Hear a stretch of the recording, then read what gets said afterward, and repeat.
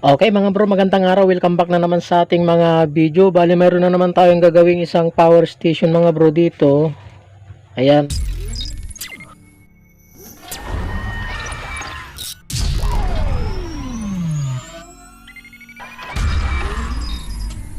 Ayan, bali ang naging problema daw nito, sabi ng may-ari mga bro ay wala daw power.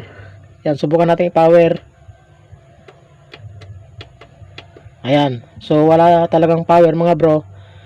Ayan, bali pinasama mga bro ng may-ari yung kanyang charger. Ang sabi niya ay saka lang daw nagpa-power kapag sinasaksakan ng charger dito sa kanyang pagkargahan. Okay, subukan natin. Saksak natin sa kuryente yung kanyang charger at testingin natin. Ayan, subukan natin. Okay, nag-spark. Subukan natin power. Ayun, nag-power siya mga bro. Ayan o, 60%. Ayan. Ngayon, subukan natin tanggalin itong charger kung mamamatay siya. Okay. Ayun, nag-shutdown mga bro. Okay, buksan natin mga bro at i-check natin yung battery ng ating re-repairing power station. I-check natin kung battery na ba yung kanyang problema. Okay, panoorin nyo na naman mga bro hanggang dulo para magkaroon na naman kayo ng konting idea sa video ito.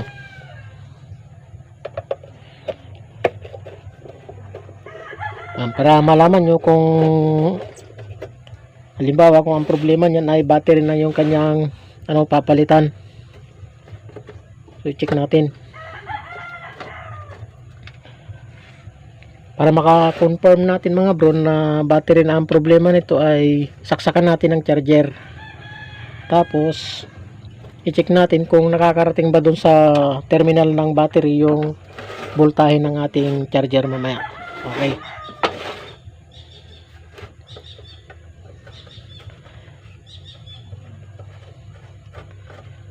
Yan.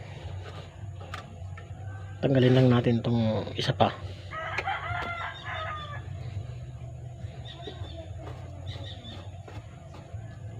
Okay.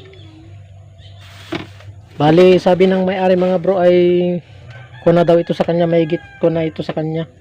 Isa't kalahating taon na yata yung pagkasabi niya.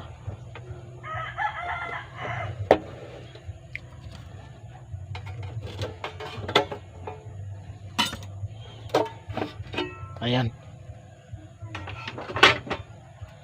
So bali mga bro, ito yung kanyang battery oh. Ayan, may sariling kwan dito oh, BMS.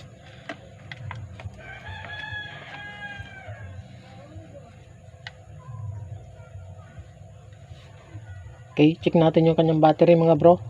O i-check natin yung terminal ng kanyang battery kung nakakarating dito yung voltahe ng charger natin. Okay, gamitan lang natin ng lungnos, nakalak yung sakit niya. Ayun.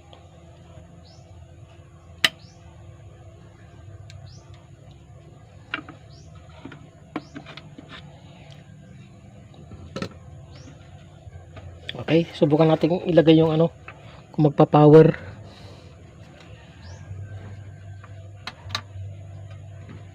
Tapos power natin. Ayun, nag-power siya.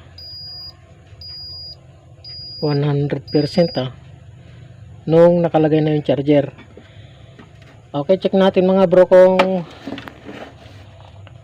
pumupunta rito sa terminal ng battery yung voltahe ng charger natin gamit yung digital multimeter natin. Set lang natin sa DC dahil DC yung ating i-check. Ngayon, umandar yung kanya inverter mga bro. Oh. So patay muna natin. So check natin mga bro kung nakakarating dito sa terminal ng kanyang battery yung voltahe ng ating charger. makita yung tester natin, ay tester natin. Yan. Ganyan natin. Okay.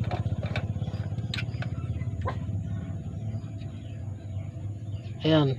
So nakakarating naman mga bro, 19 volt oh. Tapos check natin dito sa wire ng battery. Meron na lang siyang 9 volt. Ayan. Subukan natin ibabad.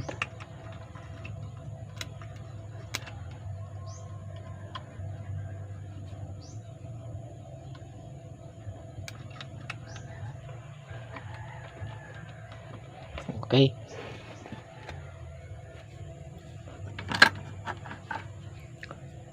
Okay, bali pinunit ko mga bro, ginamitan ko ng gunting at i-check natin yung kanyang BMS, baka BMS naman yung may sira. Ayan o, dahil pan mga bro, nagkuro-corrosion yung kanyang BMS, so ayan o. Ayan, may mga corrosion, baka nagkaroon ng problema. Check naman natin mga bro kung nakakatawid dito sa mismong papuntang battery yung voltahe na input papuntang BMS, kasi yung negative lang natin yung dumaan sa BMS mga bro, yung positive niya ay nakarekta dun sa kanyang battery. Yan, check natin kung tumatawid dito yung voltahe kung dumadaan sa BMS yung negative. Okay, i-check natin, dito banda, mayroon siyang 11.9. tapos check naman natin doon kung tumatawid dito. Ayan, 9 volt lang, hindi tumatawid mga bro sa BMS. Subukan muna nating temporary i-direct mga bro itong kuha natin. Tanggalin natin to. Ayan, itong galing sa charger, i-direct natin doon papunta doon sa terminal ng battery kung madadagdagan yung karga ng battery. In case lang na magdagdag mga bro yung voltahe ng battery natin, na ibig sabihin yung BMS ang papalitan natin. Okay, subukan muna natin i-bypass mga bro, makunat yung niya, hindi matanggal. Yan, balatan muna natin to.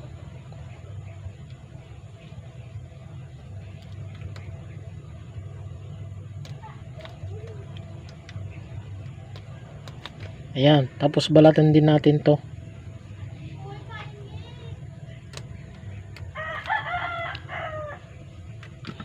Okay, subukan natin i-direct ngayon.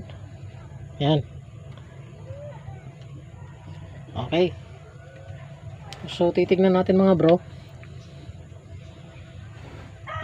kung magdadagdag yung battery natin. Naka-direct muna yan. I-bypass muna natin yung ating BMS. So, check natin yung battery natin kung magdadagdag, magiging 12 volt.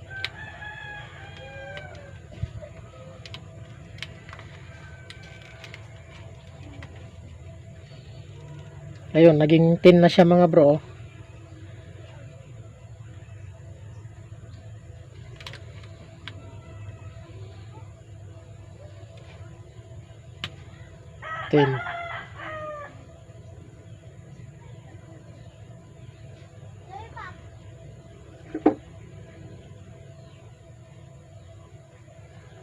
Ayan mga bro, bali naging 10.4 na siya. Okay, so ayun, 10.5. Tumataas siya mga bro. So i-update ko kayo mga bro kung halimbawa tumaas hanggang 12 volt ito, ibig sabihin BMS ang sira, kasi may mga corrosion nagkaroon ng mga corrosion, baka nasira na itong mga pyesa dito. Ayan, mga IC na charging control, saka itong mga MOSFET nya. Okay, update ko lang mga bro. Ayan, mga 15 minutes na yung nakalipas. Subukan natin kung nadagdagan yung charge ng kanyang battery. Ayan, check natin. Ayun, naging 10.12, 10.13 na mga bro. Ayan, susubukan natin ngayong hugutin yung kanyang charger kung hindi mamamatay yung power station natin. Ayan, Meron siyang 40%. Subukan natin. Ayun, hindi na siya namatay mga bro. Hindi katulad kanina na kapag hinugot mo itong sakit ng charger ay mamamatay yung power station natin. Subukan natin patayin. Ayan.